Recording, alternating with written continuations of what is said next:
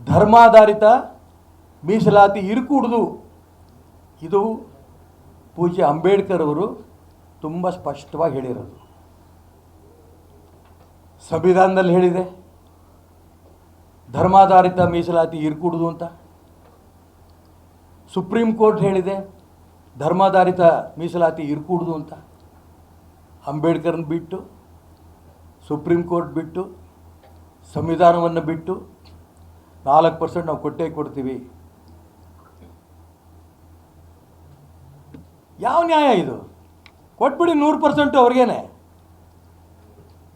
ಬಜೆಟಲ್ಲಿ 100% ಅವ್ರಿಗೆ ಕೊಟ್ಬಿಡಿ. ಇನ್ನೇನು ಉಳಿದಿದೆ ಕರ್ನಾಟಕ ರಾಜ್ಯದಲ್ಲಿ ಇವತ್ತು? ಹೆಣ್ಮಕ್ಳಿಗೆ ಮಾನ ಮರ್ಯಾದೆ ಪೂರ ತೆಗೆದುಬಿಟ್ರಿ, ಮೀಸಲಾತಿ ಅವ್ರಿಗೆ ಕೊಡ್ತೀನಿ ಅಂತ ಹೇಳ್ತೀರಿ. ಇದು ಮುಸಲ್ಮಾನ್ ಗೂಂಡಾಗಳಿಗೆ ಸ್ವತಃ ಕಾಂಗ್ರೆಸ್ಸಿನ ಸರ್ಕಾರ ಒಂದು ರೀತಿ ಉತ್ತೇಜನ.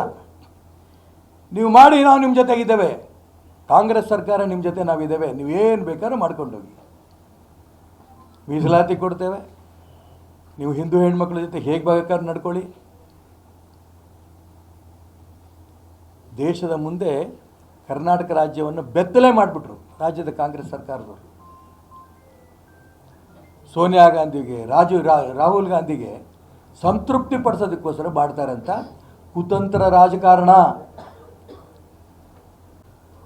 ನಾನು ಹೇಳ್ತೀನಲ್ಲ, ಪ್ರೀತಿಸಿ ಮದುವೆ ಆಗಿ ಅಂದರು, ಕೊಲೆ ಮಾಡಿ ಅಂತ ಹೇಳಿಲ್ಲ. ಚಕ್ರವರ್ತಿ ಸೂಲಿಬೆಲೆ ಮಾತನ್ನು ನಾನು ಬೆಂಬಲಿಸ್ತೇನೆ. ಕೊಲೆ ಮಾಡಿ, ಸಾಯಿಸಿ, ನದಿ ಬಿಸಾಕಿ ಇದನ್ನು ಹೇಳಿಲ್ಲ. ಯಾಕಂದರೆ ಇವರೆಲ್ಲ ಈಗಿರೋ ಮುಸಲ್ಮಾನರು ಎಲ್ಲರೂ ಒಂದು ಕಾಲದಲ್ಲಿ ಹಿಂದೂಗಳಾದವರೇ. ಅವ್ರ ಅಪ್ಪನೋ ಅಜ್ಜನೋ ಮುತ್ತಜ್ಜನೋ ಯಾರು. ಪ್ರೀತಿಸಿ ಮದುವೆ ಆಗಿ ಅಂತ ಹೇಳಿದಾರನ್ನ ಕೊಲೆ ಮಾಡಿ ನದಿ ಬಿಸಾಕಿ ಅಂತ ಚಕ್ರವರ್ತಿ ಸೂಲಿಬೆಲೆ ಹೇಳಿಲ್ಲ. ನಮ್ಮ ಸಂಸ್ಕೃತಿನೇ ಅಲ್ಲ ಅದು.